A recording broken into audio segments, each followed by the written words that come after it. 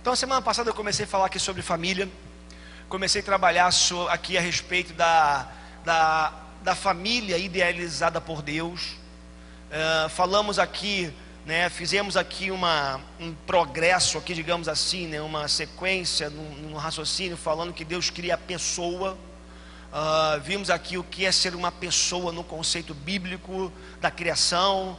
Pessoa é aquele que foi aquele que exerceu naquele primeiro momento o domínio sobre a criação inferior, que Deus colocou atributos comunicáveis, né, perfeições do seu ser, chamados pelos teólogos de atributos comunicáveis. Deus transmitiu esses atributos ao primeiro casal.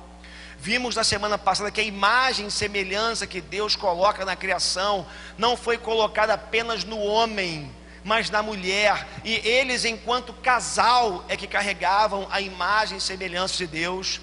Portanto, vimos que não dá para concebermos a ideia de imagem e semelhança apenas no homem ou apenas na mulher, mas essa imagem e semelhança, ela ganha sua plenitude no casal e sobretudo na família, que nasce da própria essência de Deus, da própria existência de Deus, porque a Bíblia apresenta Deus vivendo em família. Deus é uma família.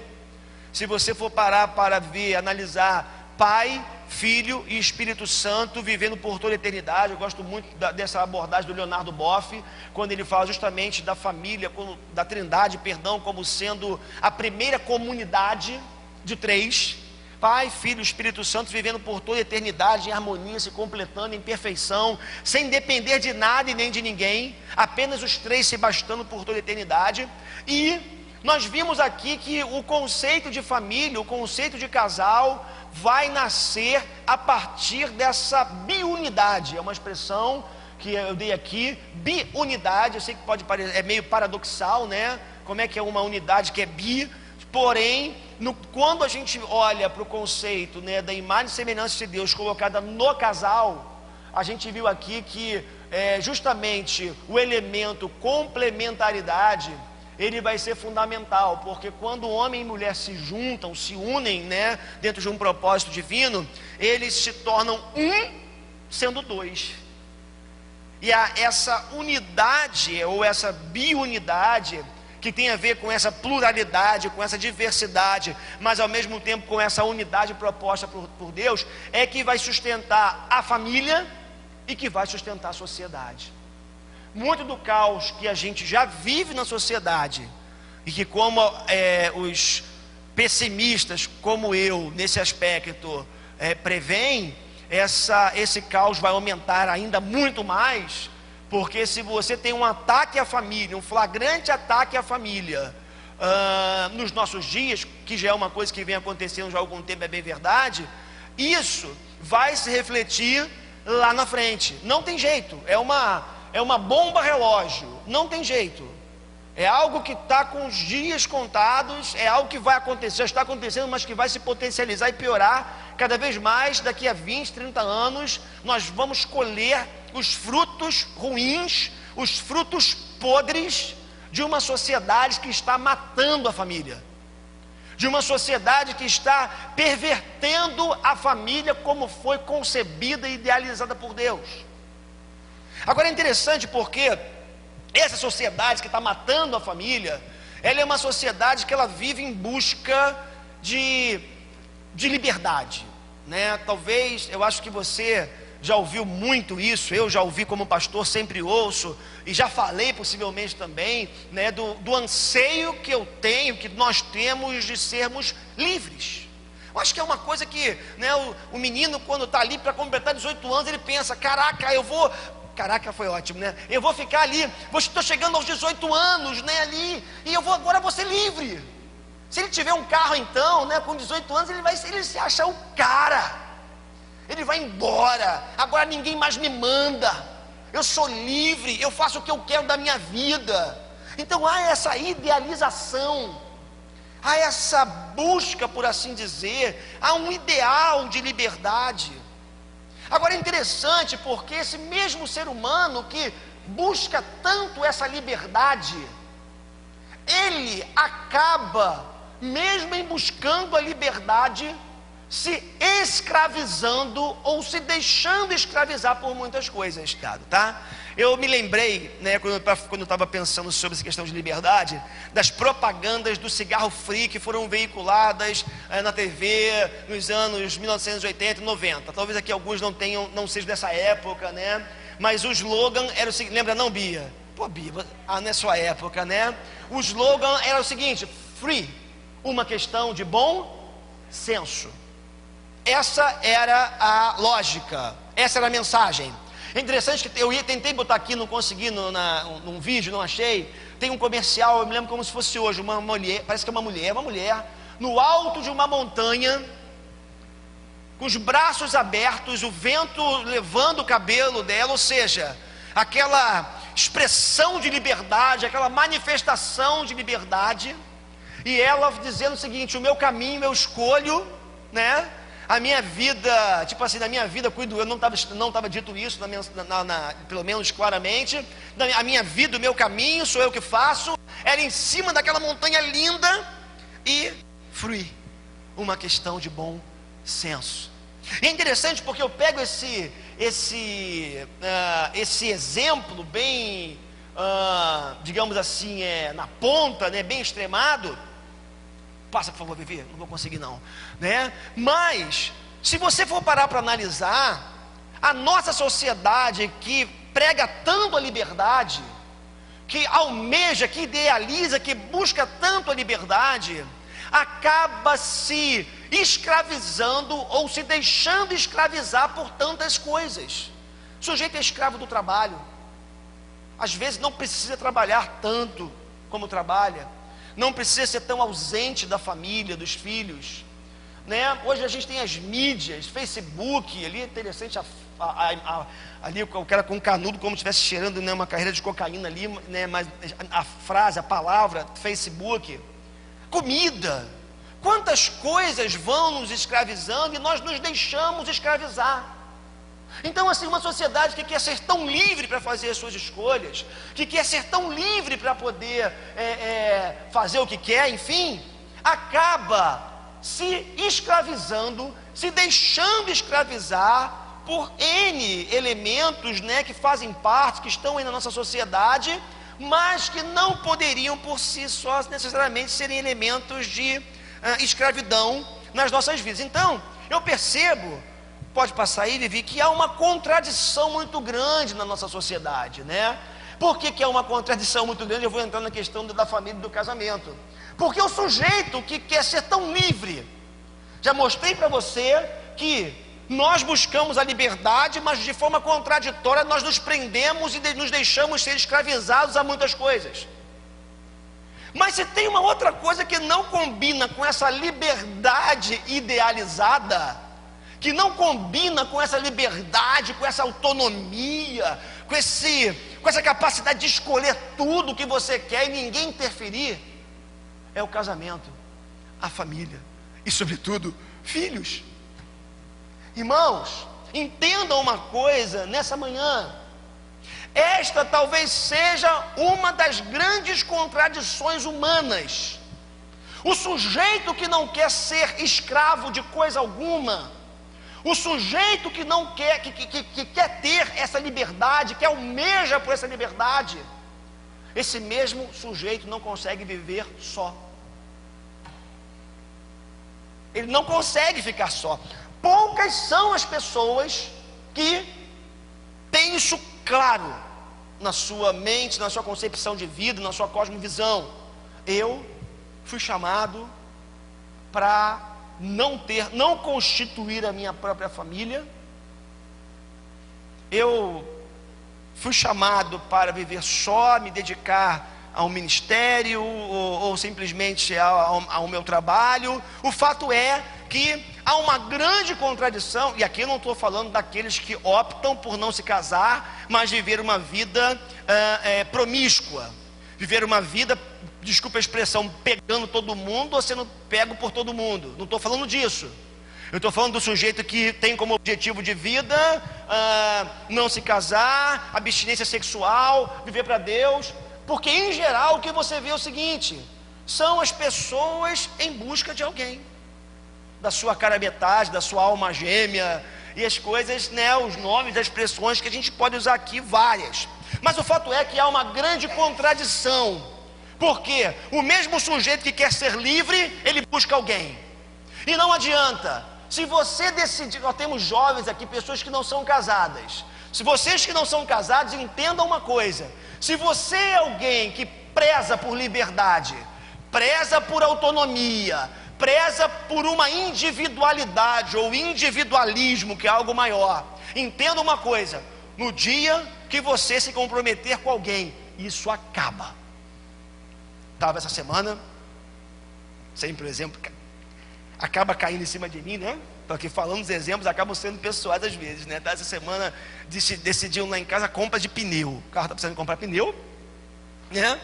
Aí o assunto surgiu, a Cris, as crianças, comprar pneu. A Cris é super proativa, então quando eu falo assim, ó, temos que comprar pneu, ela já vem com a lista das lojas onde os pneus são vendidos, né? E assim, tá tudo lá com preço, né? Preço, prazo, entrega. Mas e o balanceamento está aqui incluso já. Então assim, ela já vem já, né? E aí, né, aquele cara assim que quer ser o cara, quer ser o macho da família, quer ser o cara que decide, né? Porque a gente tem dificuldade de que alguém decida por nós, aquela coisa toda, né? Dentro desse machismo que a gente vive. Aí eu estava lá em casa, eu fui cair nas neiras de falar o seguinte: Cris, Júlia e Maria Clara, né? E eu de homem, né? Mas esse negócio de pneu, quem decide é o homem. Ah, pra quê? Na mesma hora, as três se levantaram e quase comeram o meu fígado. Maria Clara falou: que negócio é esse? Que homem que decide? 9 anos. Gente, acabou a liberdade. Acabou. Sexto, menos mal, né? Assim, acabou. Autonomia, escolha, acabou.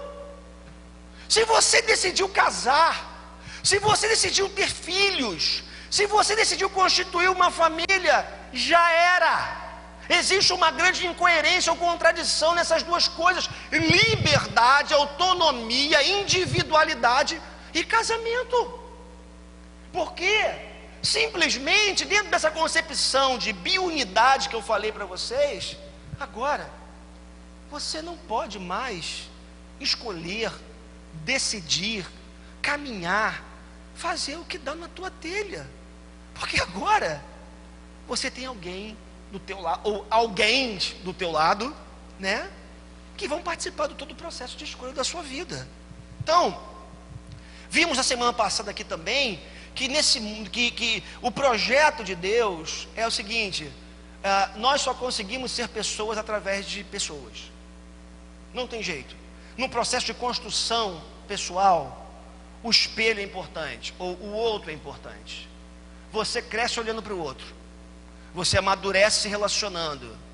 É por isso que algumas pessoas têm muita dificuldade de se relacionar, porque quando se relaciona com alguém, e aqui já estou ampliando, não estou falando apenas do casamento, ou simplesmente da ideia da família, mas assim, a sociedade como um todo, tem gente que se isola por isso, porque o outro é um espelho, né? O outro é alguém que faz com que eu me veja. O outro se transforma em alguém que trabalha para o meu crescimento, e muitas vezes olhar para o outro e ver que o outro é melhor do que eu, o outro é mais desenvolvido do que eu, vou usar uma expressão aqui perigosa, o outro é alguém que de alguma forma me deixa a desejar. Esse negócio é meio desconfortável, no mínimo desconfortável, né? Por quê? Porque eu começo a perceber que eu talvez tenha estabelecido um parâmetro de moral, de ética, de comportamento, de ser humano muito raso. E quando eu encontro alguém que é mais elevado, desenvolvido, social, moral, eticamente falando, espiritualmente falando, eu começo a perceber que eu tenho que crescer, que eu tenho que evoluir, que eu não posso continuar caminhando como eu caminho. Portanto, a pergunta quem eu sou só pode ser respondida quando entendemos que somos e formamos um eu coletivo. Que negócio é esse, pastor? Eu coletivo? Não tem jeito. A gente vive em sociedade. Eu fico vendo no meu condomínio, quem mora em condomínio, né, sabe disso. Sujeito, por exemplo, que morou em casa a vida inteira e muda para um condomínio, ele tem muita dificuldade de se adaptar. Ele acha que ele pode botar a roupa na varanda para estender, ele acha que ele pode gritar, fazer festa na varanda até 3 horas da manhã, ele acha que ele pode fazer um monte de coisa que ele fazia antes, quando morava numa casa lá em Vargem, nada com outro lugar, né? É porque é mais distante, né? Em Vargem Grande, né? Assim, sem vizinhos, o cara dava festa. O cara não entende que viver em sociedade, viver no coletivo, vai requerer de mim uma reorganização da minha vida, uma ressignificação de algumas coisas, sob pena dessa relação se tornar um inferno.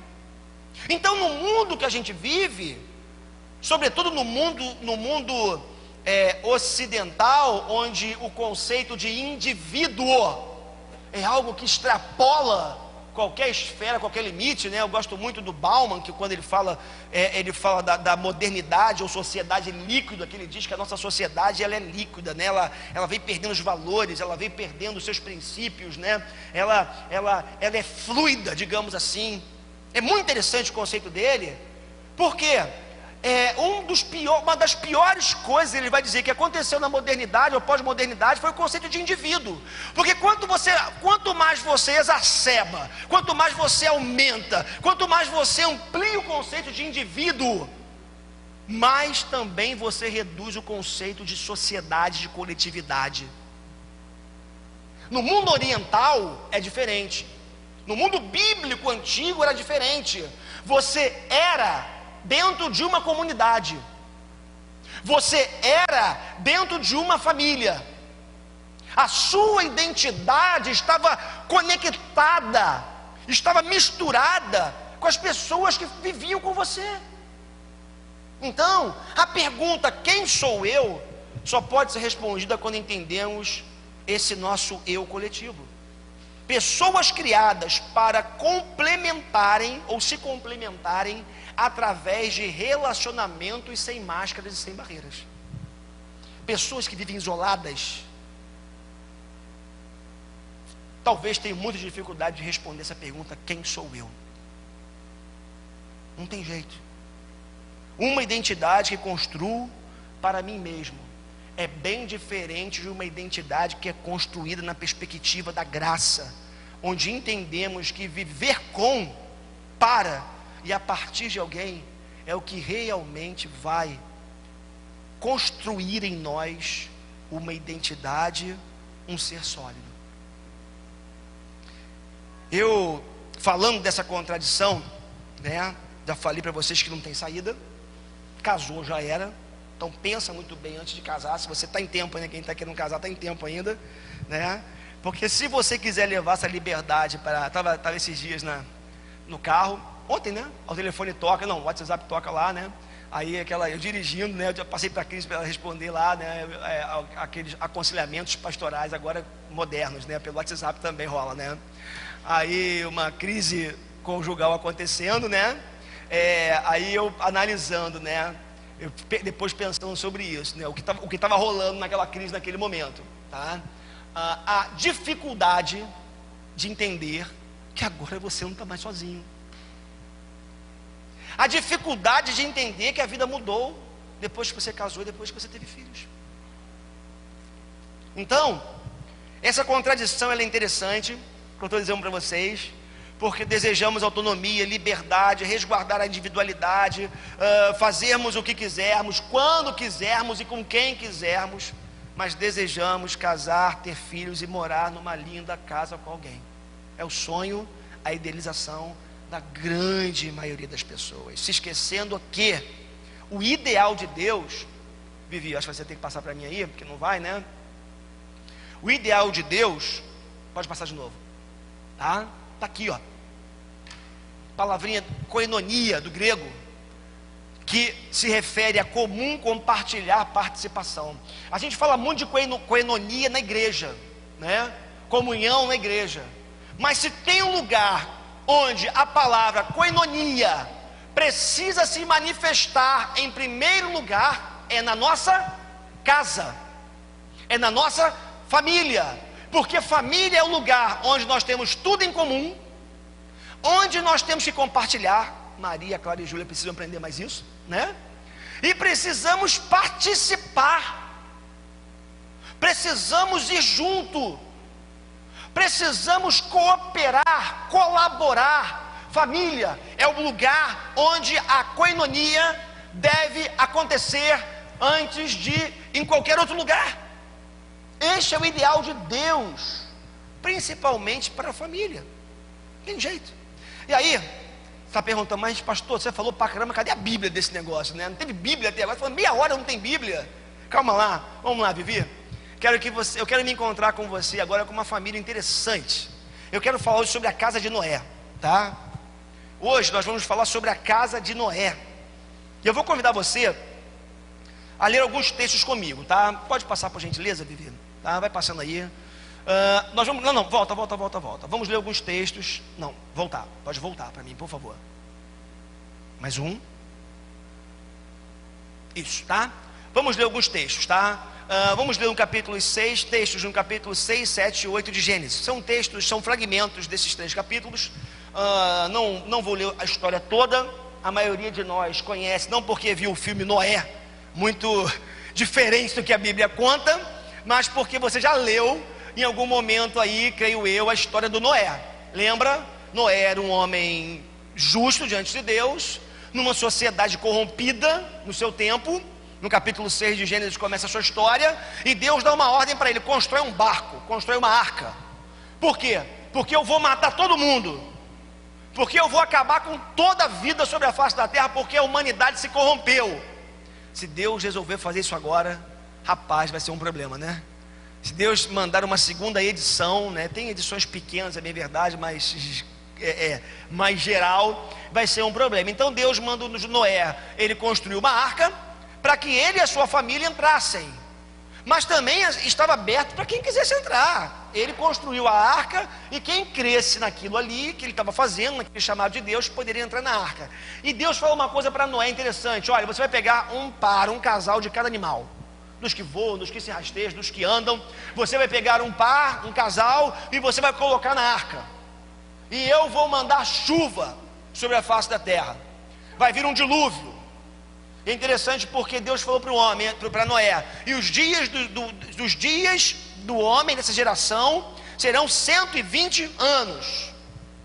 E ali acontece a história.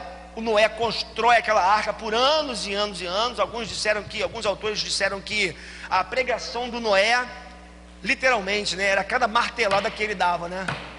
Cada prego colocado ali na arca, possivelmente era uma pregação do Noé. Falei Moisés, né? Do Noé. Moisés fez outra coisa, tá bom? Então, do Noé. Então, o que acontece? Um texto que nós conhecemos, mas eu quero ler algumas coisas aqui nesse texto. Eu vou lendo aqui nas minhas anotações, e a Vivi vai passando para a gente ali na medida que o texto for avançando, tá bom? Começar no capítulo 6. Esta é a história da família de Noé. Noé era homem justo, íntegro entre o povo da sua época. Ele andava com Deus. Grava isso desde já. Grava isso, por favor, desde já. Ele andava com Deus. Noé foi alguém que andou com Deus. Noé gerou 3 filhos, olha só. 3 filhos, família sendo formada: Sem, Cão e Jafé. Ora, a terra estava corrompida aos olhos de Deus e cheia de violência.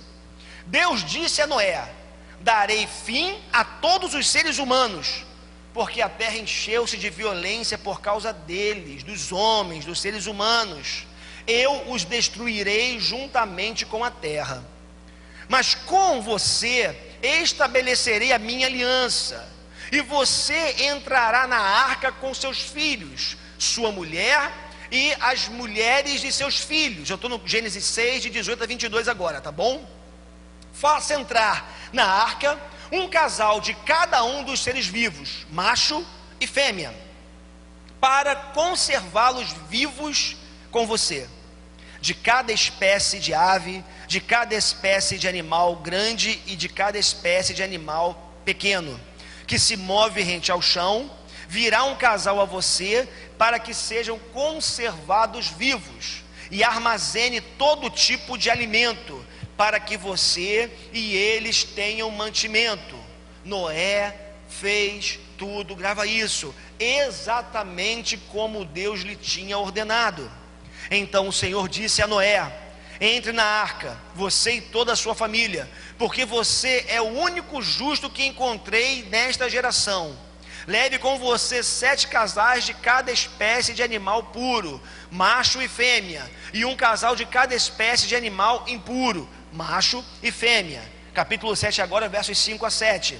E Noé fez tudo como o Senhor lhe tinha ordenado. Noé tinha 600 anos de idade quando as águas do dilúvio vieram sobre a terra. Noé, seus filhos, sua mulher e as mulheres dos seus filhos entraram na arca por causa das águas do dilúvio. Verso 24 do capítulo 7 agora.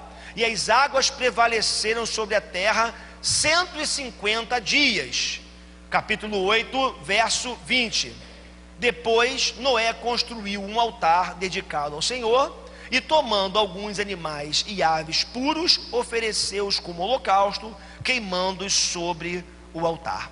Que o Senhor nos ilumine a mente e o coração nessa manhã, para que a sua palavra realmente possa fazer morada e trabalhar na nossa vida da forma como Deus deseja trabalhar.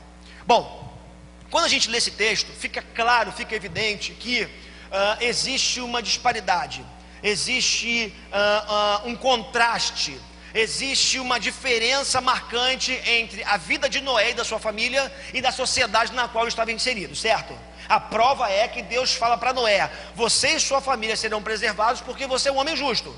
Porém destruirei toda a terra, toda a humanidade. Por quê? Porque a impiedade, a corrupção tem entrado na sociedade, e o homem é mau. Aliás, essa é uma marca da humanidade desde o Éden: a maldade, a corrupção.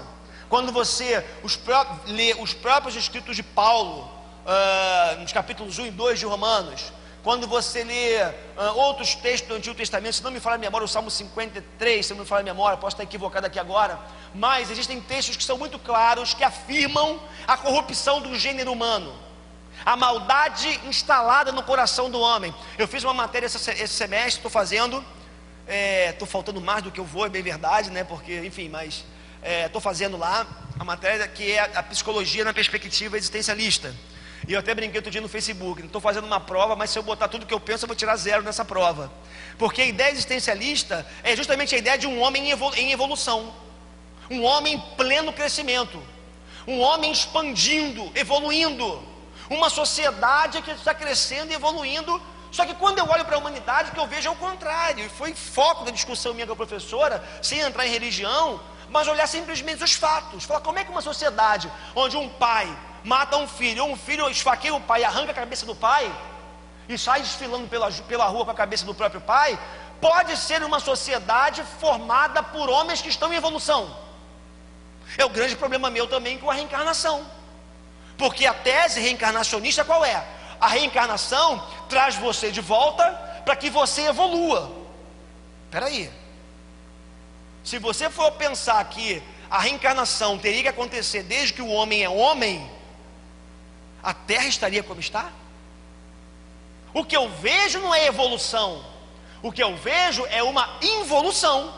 É claro, teólogo chamado Luiz Berkoff, que eu reli na época do seminário, ele diz que vai chegar o tempo, talvez já tenha chegado, em que o homem esteja se bestializando. Eu acho que é uma ótima expressão. Um pai que pega um filho de 1 ano, depois de espancá-lo, joga contra a parede com toda a força e mata o menino foi quebrado, todo quebrado. Alguma coisa está errada.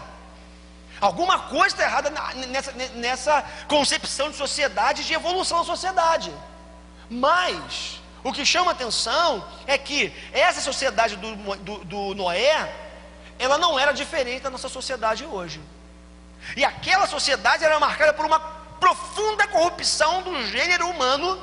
E se a Bíblia está certa como está, Quando apresenta o pecado como sendo algo que cresce, aí sim, que evolui, que se expande, que vai tomando conta, carcomendo a nossa existência e impregnando e contaminando a existência como um todo. Sabe o que acontece, queridos?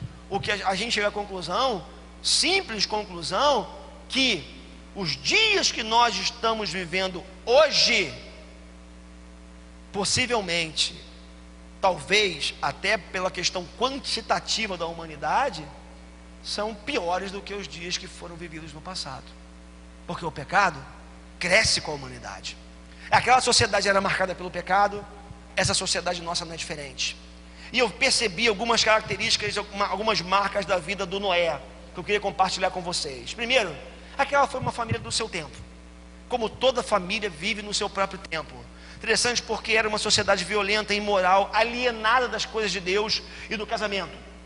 Tá, pode passar mais um, por gentileza. Então, era uma família que vivia muita dificuldade.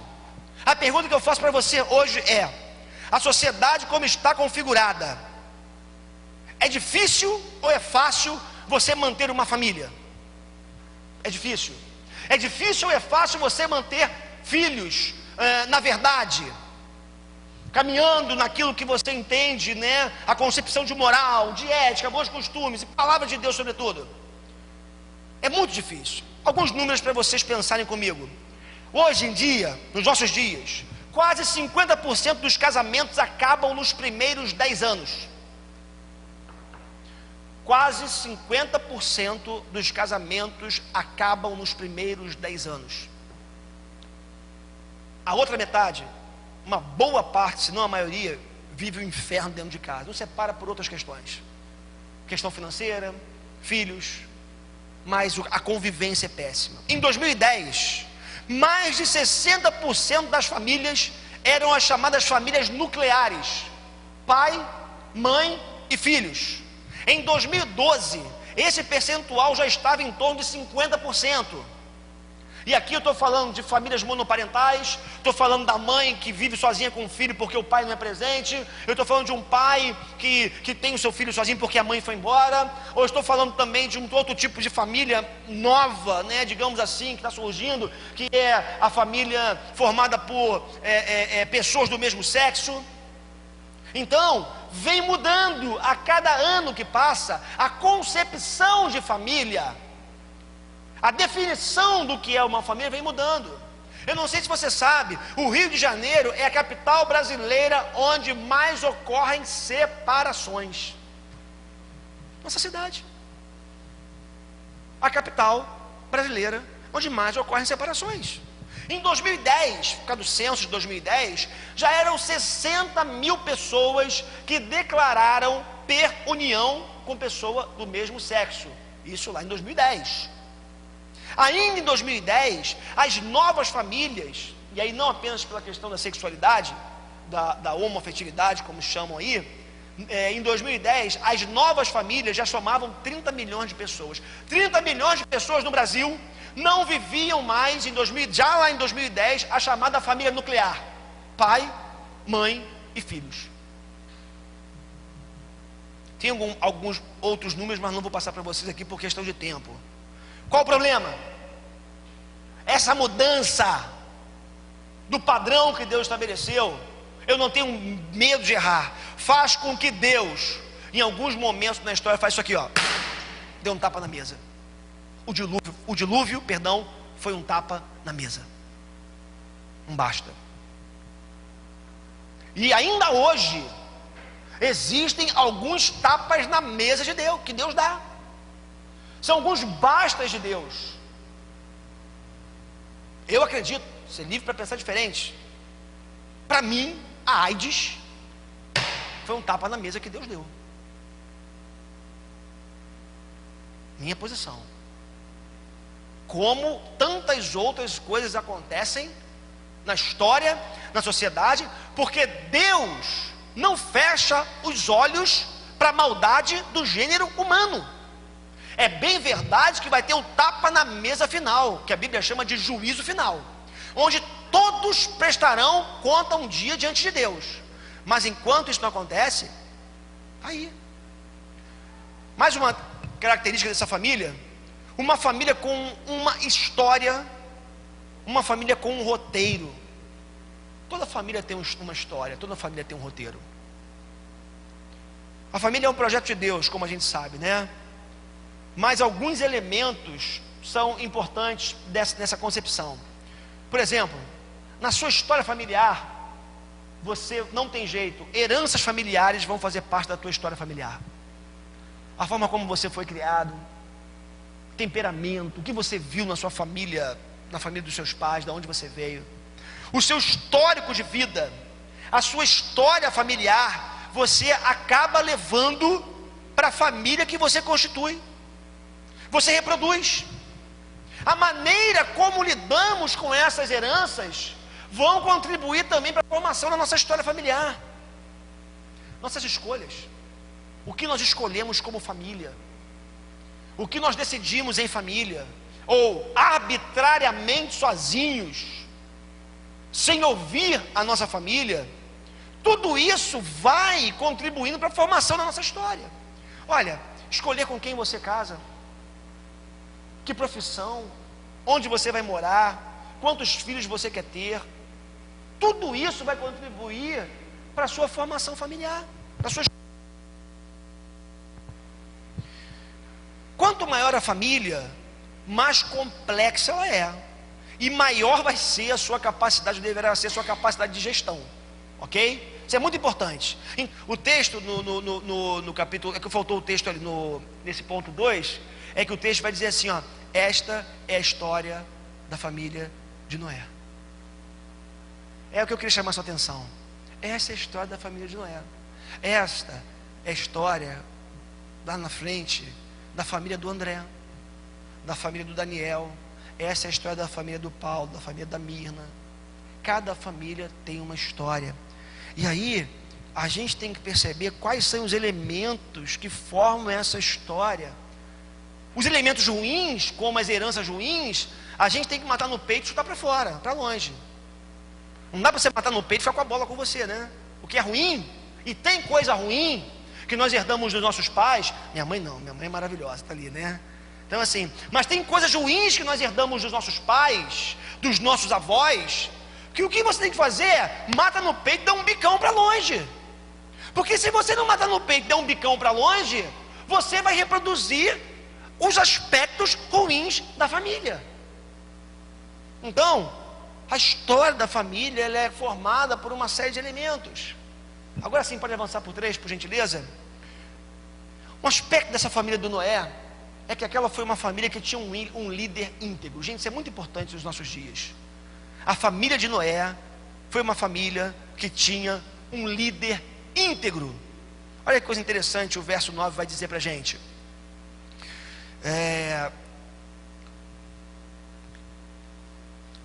Verso 9. Não. Eu, na verdade, aqui no meu esboço eu troquei. Eu botei o texto que eu queria ler, eu troquei e botei no ponto 3. Mas o texto que eu quero ver com vocês é o seguinte, no ponto 3 aqui, que diz o seguinte: que o Noé era um homem íntegro. Noé era um homem justo. Noé era alguém diferenciado no seu tempo.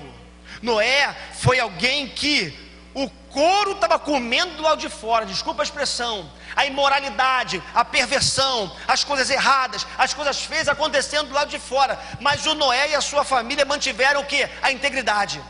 Sabe o que eu queria que você entendesse nessa manhã, em nome de Jesus? É que Noé era alguém que só pode ser considerado justo porque ele tinha intimidade com Deus, porque o texto também nos informa que Noé andava com Deus, de forma que Deus contou para Noé alguns dos seus segredos. Agora olha só interessante, Deus disse a Noé, agora está ali sim: darei fim a todos os seres humanos, porque a terra encheu-se de violência por causa deles, e os destruirei juntamente com a terra.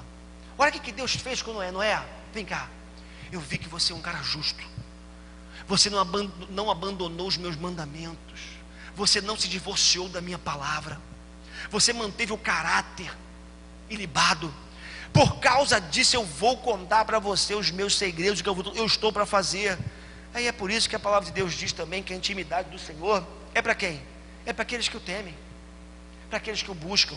Então, me chama a atenção que Noé foi um cara íntegro. Ele não se corrompeu, ele não se vendeu, ele não se contaminou. Imagina a pressão, gente. Imagina a pressão. Hoje, a gente tem elementos de apoio. Hoje nós temos iguais, gente que compartilha com a gente da mesma ideia, da mesma fé. O texto diz que era Noé e a sua família e ponto.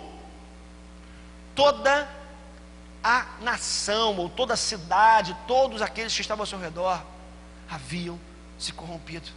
E aí isso faz a gente ir logo para o verso do ponto 4, que vai nos dizer uma outra característica do Noé e da sua família, é que aquela foi justamente uma família que não seguiu o padrão do seu tempo. Olha o padrão do tempo aqui, agora sim no verso 9. Deus disse a Noé: darei fim a todos os seres humanos, porque a terra encheu-se de violência por causa deles. Eu os destruirei juntamente com a terra. Você, porém, fará uma arca de madeira. Perceba uma coisa, olha só, Noé e sua família íntegros.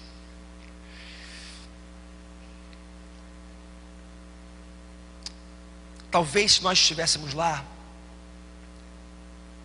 nós daríamos a seguinte desculpa, ou se Noé estivesse cá nos nossos dias: a minha família não é perfeita porque tem uma influência social muito ruim.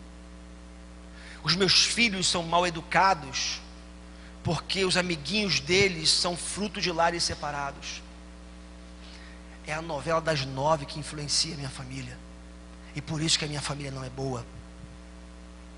Queridos, o que eu quero que nós entendamos nessa manhã é que não importa a influência que os seus filhos têm fora de casa, não importa a novela das 9, se tem beijo gay no primeiro capítulo, primeiro episódio, primeira cena, não importa a universidade que teu filho frequenta, não importa o que ele estuda, não importa a cabeça do professor que está formando a opinião do teu filho, se a tua casa for íntegra, se a tua casa for firmada na palavra de Deus, se na tua casa você guardar os princípios e valores do reino de Deus, conhecendo e vivendo, porque não adianta só você conhecer e ensinar a Bíblia para o teu filho e para a tua filha, você tem que viver. Eu vi esses dias alguém dizendo o seguinte: um dos valores dos nossos tempos é a coerência. Não que as pessoas sejam coerentes, mas elas cobram coerência. Elas podem não ser coerentes, mas uma marca desse mundo pós-moderno, contemporâneo nosso, é justamente essa busca por coerência. Então não adianta você ensinar para o teu filho que ele não pode mentir, mas se o telefone toca e você fala, diz que eu não estou, o seu filho vai parar e pensar assim: peraí, opa, tem uma incoerência no ar. E você acha que ele vai ficar com o que você ensinou como padrão para a vida dele, ou com o que você fez? Com o que você fez. Então, não adianta a gente ficar jogando a culpa para fora, para o que está na sociedade do lado de fora. Faça a sua parte. Cabe a você desligar a novela, cabe a você controlar, saber o que os seus filhos assistem, cabe a você buscar um padrão de vida mais excelente, cabe a você ser mais pacificador dentro da sua casa, porque não tem jeito. Se você vai, e acontece, gente, criança é um troço de doido, né? Criança é um negócio fantástico, mas assim, às vezes dá medo. Filho, dá medo. Por quê? Você vai brigar, aí você está brigando por quê? Eu não brigo com a sua irmã. Aí sabe o que eles falam para você? Mas você briga com a mamãe, você gritou com a mamãe, agora está dizendo para não brigar? Está notando? Coerência. E fala mesmo. Aí que você vai dizer o quê? Faço o que eu digo, mas não faço o que eu faço? Você ganha discussão e o moleque cala a boca na hora. Mas o caráter dele vai sendo formado a partir da tua incoerência, da minha incoerência. Vamos avançar. Tem que dar um salto aqui. Eu acredito, irmãos, que é possível, a despeito da corrupção de fora, a respeito da corrupção de toda uma sociedade, nós termos uma família que cumpra o propósito de Deus. Tá? Naquela família, acho que pode avançar, está aqui, ó, uma coisa interessante, tá? Naquela família, alguns elementos ali importantes. Construção, eles construíram aquela arca juntos. É muito importante que a família entenda que a vida tem que ser construída junto. Até os filhos irem à vida, saírem de casa, essa concepção, passarmos para os nossos filhos a importância da família construir algo, celebrar as conquistas é muito importante. Aquela casa, a arca, era lugar de provisão. Deus falou para Moisés: bota os animais, mas bota a comida. A casa tem que ser o lugar da provisão. Provisão material, sim, claro, se possível, precisa ser, mas provisão também emocional. É importante que você entenda que a casa é lugar de proteção, segurança física, segurança emocional. A casa, o lar, a arca nesse caso, era o lugar da natureza aflorada. Ou seja, o aspecto animal ali estava muito aflorado, né? Tudo misturado. E dentro de casa é assim. Já percebeu como é que a gente solta os bichos dentro de casa? Já percebeu como é que a gente deixa a natureza, muitas vezes, ela ir para fora, ela sair? Por quê? A liberdade faz isso, o conhecimento, a intimidade faz isso. Claro que tem que ter um limite. É muito importante que a casa / arca tem que ser o lugar da intimidade. É claro que era um lugar que balança, né? Fica imaginando aquela arca no mar, né? Balançando. A família balança às vezes. A casa balança às vezes. Agora, por mais que o mar seja revolto, violento, tem segurança. Quando você tem uma casa, uma família estruturada, princípios claros, valores claros, pode vir a onda que for, o vento que for, que você vai passar, vai balançar, mas você vai chegar do outro lado. A casa, a arca, é o lugar que aprendemos e reforçamos muitos comportamentos. Aqui eu acho interessante, caminhando para o final. E quando eu li esse texto e olhando para os animais que estavam possivelmente naquela arca, eu percebi que possivelmente alguns comportamentos, e aqui eu vou alegorizar o texto, me perdoem, alguns comportamentos ali talvez tenham, da humanidade hoje, tenham sido aprendidos dentro daquela arca. Possivelmente, pode passar por gentileza, naquela arca tinha leão, não é verdade? O leão é aquele animal que ruge, né? Que grita, que marca território. O leão é o rei da selva. Já viu que tem casa onde tem um sujeito que o cara se acha o rei da casa, né? Aí começa com a cadeira do papai, o chinelo do papai, aí o cara grita: traz a minha comida. É o rei da casa, é o rei da selva, né? Traz o meu lanche, mulher, a comida está pronta. É o leão. Então tem casa, né, onde o leão permanece ainda hoje dentro dela. Tem um porco. Eu acho que tinha porco na arca, né? Às vezes na casa tem um porco. É o cara que não gosta lá muito do banho, né? Que a mulher fica: rapaz, vai tomar banho. Igual o vídeo que a gente viu aqui na reunião de casais, a menina da oração, né? Ó, Senhor, toca no coração dele, Senhor. Mostra para ele a importância de escovar os dentes, né?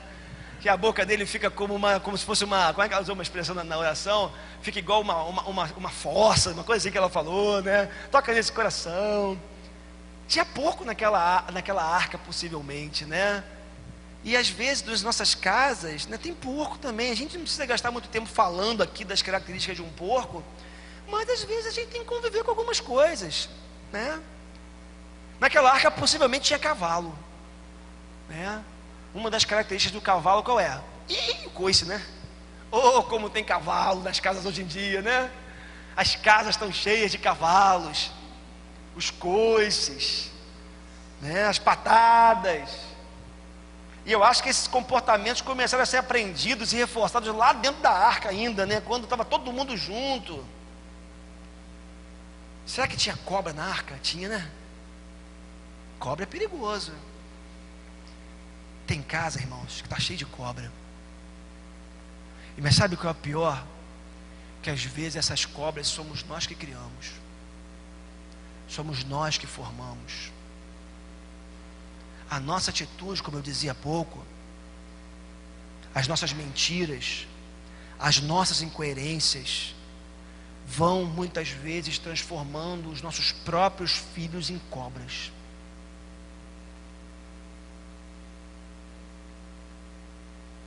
amor demais transforma filho em cobra.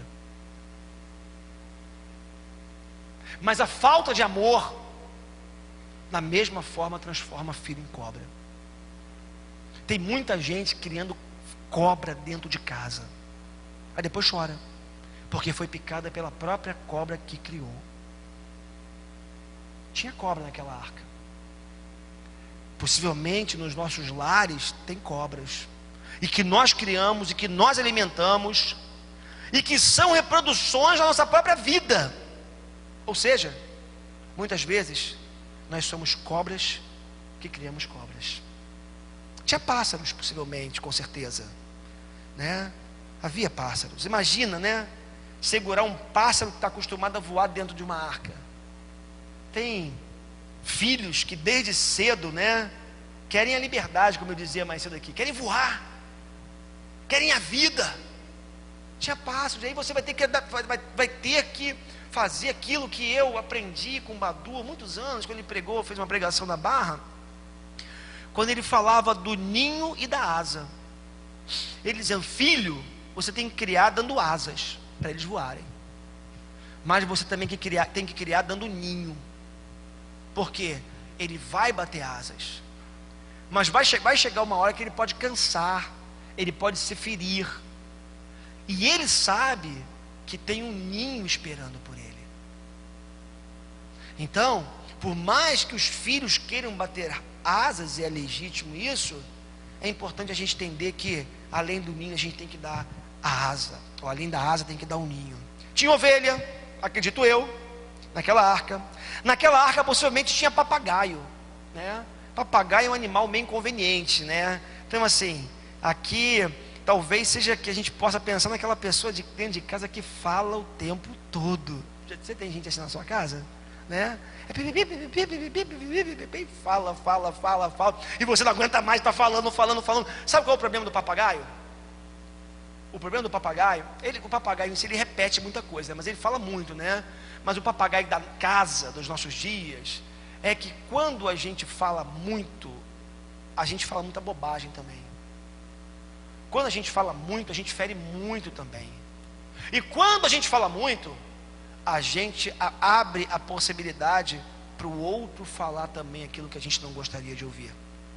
Naquela arca possivelmente tinha gato. Gato é um animal interessante, né? Muito individualista, né? Vive para ele mesmo, né?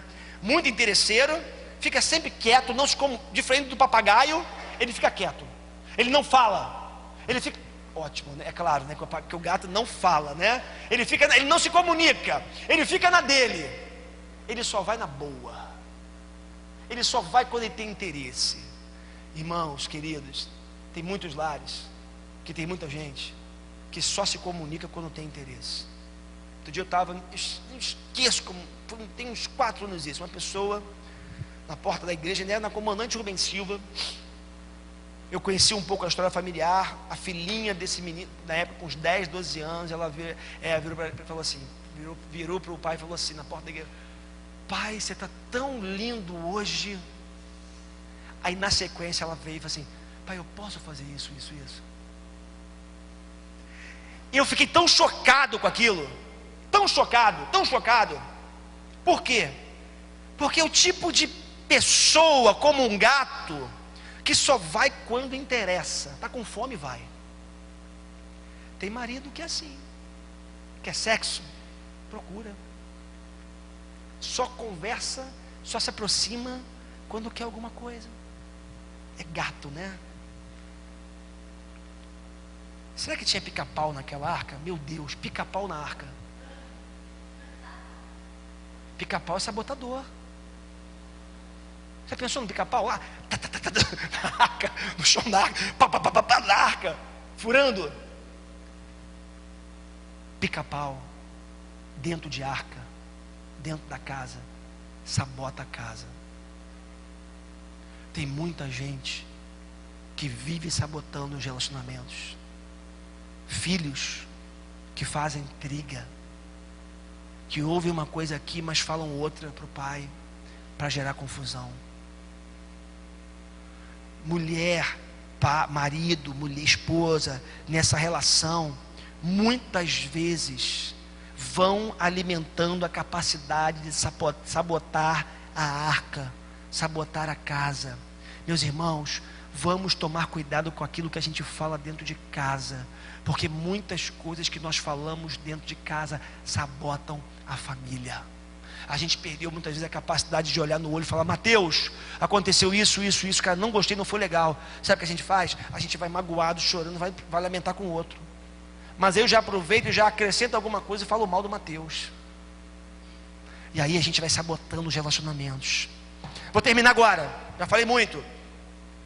Você quer ir para casa com a sua mãe, comer com ela, almoçar com ela? Para mim, a Arca de Noé é uma representação da casa de Noé e de muitas casas ainda hoje. Muitas casas ainda hoje. Tem luzes, mas também tem sombras. Tem virtudes, mas também tem vícios. Tem beleza, mas também tem feiura. Então, da mesma forma como nós vimos aqui nas cartas ao Apocalipse das igrejas, que nas igrejas de Jesus há pecados e virtudes, coisas boas e coisas ruins, coisas feias e bonitas, na família e na casa é a mesma coisa. Agora, o mais importante é entendermos essa manhã o que Deus quer para a nossa família. Qual é o ideal de Deus para a família? E eu vou ler aqui apenas para terminar pelo avançar da hora. Primeiro, família é lugar de desenvolvimento integral. Lembro de Jesus, quando o texto diz que ele crescia, se desenvolvia em graça, em estatura e graça, conhecimento, estatura e graça. Família deve ser lugar de crescimento integral, onde todo mundo cresce junto. E é na família que nós temos que ter responsabilidade de fazermos o outro crescer. É lugar de culto, irmãos. É lugar de serviço a Deus. É em casa que a gente aprende a cultuar a Deus. Não é na escola dominical. Vou achar uma igreja com uma estrutura boa de escola dominical para meu filho aprender a adorar a Deus. Se você não lê a Bíblia em casa, teu filho não vai ler a Bíblia em casa. Se você não ora em casa, seu filho não vai orar em casa. Se você não tem devocionalidade em casa, não adianta, que não vai ser a igreja que vai formar o seu filho nesse sentido. E a família é vitrine para o mundo. É um exemplo para a sociedade. Entenda uma coisa: o diabo não quer que você o adore. Ouça o que eu vou te dizer. O diabo não quer que você o adore. Se você não adorar a Deus, está de bom tamanho para ele. Ouça o que eu te disse aqui, ó. O diabo não quer que você o adore. Ele não está preocupado com isso. Eu quero que fulano venha me adorar. Se ele conseguir que você não adore a Deus, ele já se sente vitorioso. Porque o fim maior da existência humana é adorar a Deus. Se ele rompe com isso, ele é vencedor. O diabo muitas vezes não quer ou não precisa acabar literalmente com uma família. Separação, divórcio. Basta que essa família viva um inferno, ou que essa família não cumpra o propósito de Deus para a família, aquilo que Deus instituiu. Se ele conseguir causar um desajuste tal, onde a família não cumpre o seu propósito, para ele está bom, ele nem se preocupa com divórcio, com separação.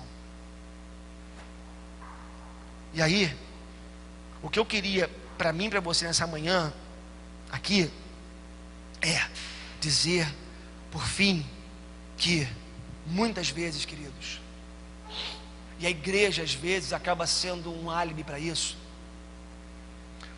alguns casais não se divorciam legalmente, mas se divorciam emocionalmente. Se separaram dentro de casa, se desuniram de tal forma. Não se separam por conveniência, não se separam por causa da igreja, não se separam por causa dos filhos, mas estão divorciados emocionalmente falando. Eu conheço situações onde o casal já não tem mais intimidade há muito tempo. E sabe qual é a desculpa? A mãe fala: eu preciso dormir com a minha filha no quarto dela, porque ela não dorme sozinha. E já se vão 2, 3 anos que essa mulher dorme no quarto com a filha, sem o marido. divórcio emocional. Então, Noé, hoje, nessa manhã, foi um modelo para a minha vida e para a sua vida, para a sua família e para a sua família. Sociedade corrompida, não importa, eu e a minha casa serviremos ao Senhor. Sociedade corrupta, não importa, eu mantenho a integridade, porque a minha integridade, os meus princípios e valores estão firmados na palavra de Deus e não naquilo que a sociedade impõe, não naquilo que a novela das 9 impõe, mas naquilo que eu creio, naquilo que eu sustento como sendo verdade absoluta. Portanto, queridos, que nessa manhã, onde a gente lê um texto bíblico que foi escrito há milhares de anos, mas percebemos quão atual ele é, que nessa manhã nós possamos tomar uma decisão, a decisão de sermos íntegros, justos diante de Deus, andarmos com Deus, enchermos a nossa casa de devocionalidade, de espiritualidade, porque eu tenho certeza que se isso acontecer, o mundo pode cair do lado de fora, mas a nossa casa, a nossa arca, vai se manter firme, vai se manter íntegra, vai se manter de pé. Amém? Vamos orar? Vamos ficar em pé.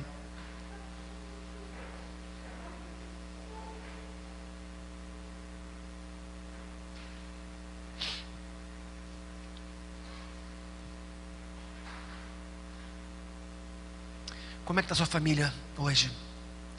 Como está o seu lar? Como está a sua casa? Como que você tem lidado com sua esposa, com seus filhos?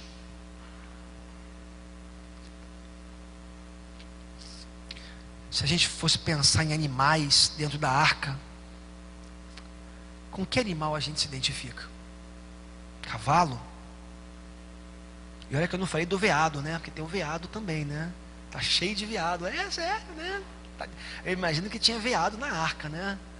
E tá cheio de veado também hoje nos lares. É verdade, estou aqui brincando, mas é sério demais. E tem lares, muitas vezes, cristãos, onde os pais têm que lidar com essa realidade. Um filho homossexual dentro de casa. E aí, como é que você vai lidar com isso? Vai botar para fora de casa? Vai expulsar da sua casa porque o seu filho é homossexual? Vai expulsar o demônio dele todo dia? Como é que a gente vai lidar com isso? O mais importante de tudo é o firme propósito no coração de servir a Deus. Como está a sua casa? Com que animal você se identifica aqui nessa manhã? Cobra? Papagaio, gato, cachorro, o pica-pau, sabotador, o cavalo que dá o coice. Com quem você se identifica nessa manhã? A casa é lugar de graça, de encontro com a graça de Deus. Eu vou dar um tempo de silêncio para você introjetar um pouco o que foi falado aí no seu coração. E na sequência eu quero orar por mim, por você. Eu preciso de socorro, muito socorro de Deus.